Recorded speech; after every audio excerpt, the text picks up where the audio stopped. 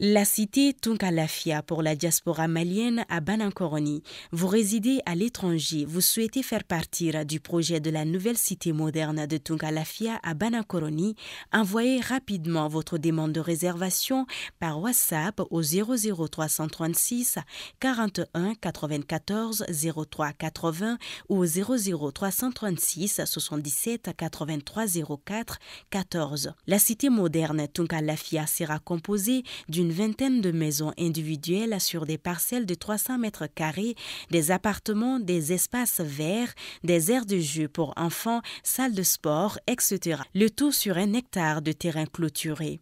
Après l'acquisition des parcelles, vous avez le choix entre la construction avec Tunkalafia d'une villa 3 chambres plein pied à partir de 26 millions de francs CFA ou d'un duplex 4 chambres à partir de 35 millions de francs CFA. Vous pourrez aussi faire le choix d'acquérir un appartement en copropriété dans un des immeubles de la cité à partir de 17 millions de francs CFA. La parcelle de 300 mètres carrés est au prix de 4 500 000 francs CFA, payable en une seule fois ou sur 12 mois ou 18 mois. Le plan de financement de la construction se fera par la suite, soit en individuel, soit dans un groupe de tontines de construction Tunkalafia. Le projet de cité Tunkalafia à Banankoroni, un havre de paix et de tranquillité pour un séjour ou un retour au pays serein et en toute confiance. Avec Tunkalafia, pour chaque Malien de l'extérieur, une maison à l'intérieur.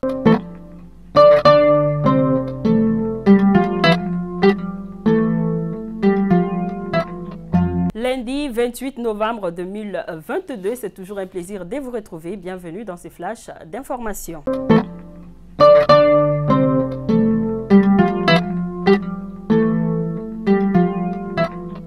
Nous commençons avec la Cour de justice de la CEDEAO. En effet, la communauté économique des États de l'Afrique de l'Ouest a annoncé dans un communiqué officiel le vendredi dernier la levée de la suspension des procédures devant la Cour de justice de la CEDEAO à l'encontre des États membres suspendus, à savoir le Mali, la Guinée-Conakry et le Burkina Faso.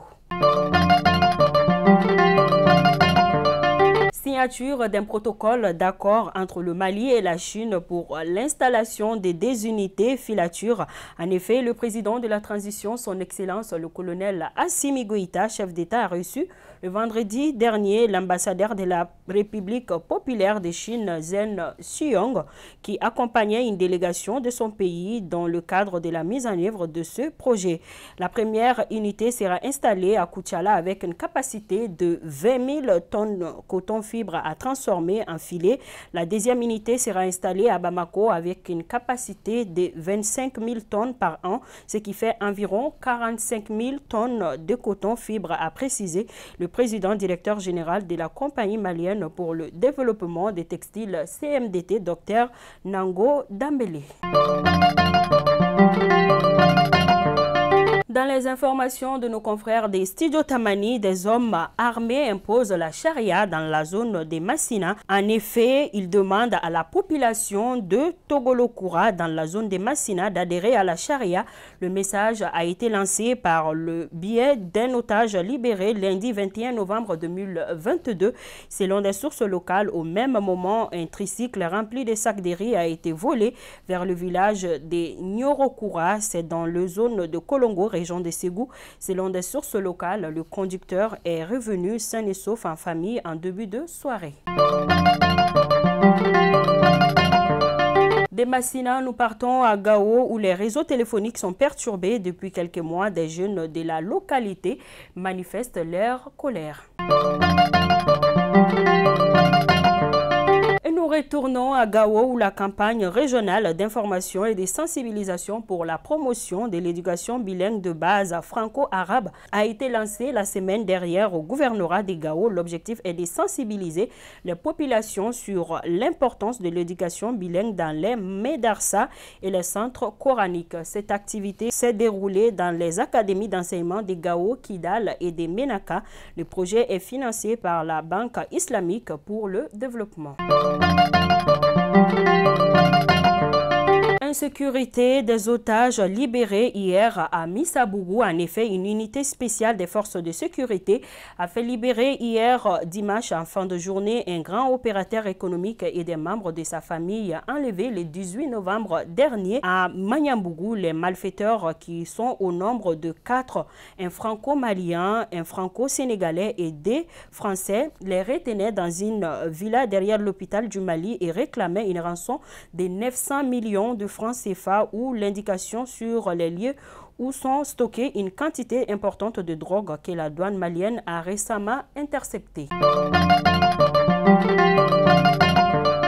Fait divers de ces flashs d'informations dans un village non loin de Tomia, un monsieur a égorgé son épouse enceinte sous l'effet de la colère et de l'alcool à la barre. Il les reconnaît sans embâche et pour se justifier, il affirme que sa femme avait refusé de laver ses habits.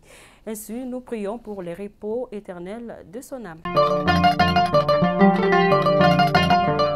Éducation, école, AEM lève son mot d'ordre de grève à tous les niveaux de l'enseignement et elle invite les élèves et étudiants à regagner les classes dès ce lundi 28 novembre 2022 sur l'ensemble du territoire national. À présent, les actualités hors de nos frontières. Au Burkina Faso, les médiateurs de la Communauté économique des États de l'Afrique de l'Ouest, CEDEAO, pour le Burkina, Mamadou Issoufou, s'est entretenu avec le capitaine Ibrahim Traoré sur la conduite et les missions de la transition samedi dernier à Ouagadougou, a rapporté la présidence du Faso.